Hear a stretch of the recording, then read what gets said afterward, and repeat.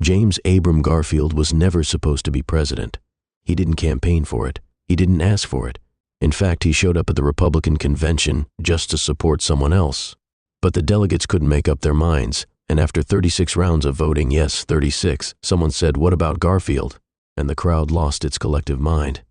"Congratulations, Jim. You just got voluntold to lead the nation." When he moved into my halls in March 1881, he had the cautious energy of a man who knew he was walking into a political hornet's nest. His party was split between two factions, the stalwarts, who wanted to keep patronage corruption going strong, and the half-breeds, who thought maybe, just maybe, government jobs shouldn't be handed out like party favors. Garfield tried to balance both sides and predictably managed to infuriate everyone. But Garfield was sharp, really sharp. He could write in Latin with one hand and Greek with the other at the same time. He was a Civil War general, a college president, and a congressman who actually read the bills he voted on. His speeches were brilliant, his principles were solid, and he genuinely wanted to reform the broken system he'd inherited. Then came Charles Guiteau.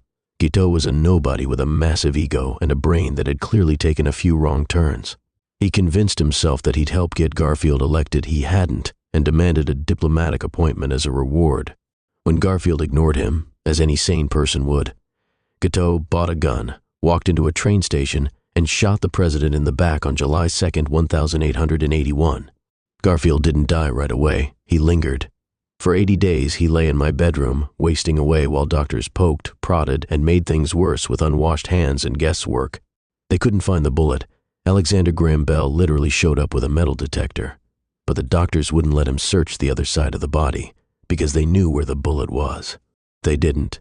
He finally died on September 19, 1881, not from the bullet itself, but from the infection his doctors had gifted him.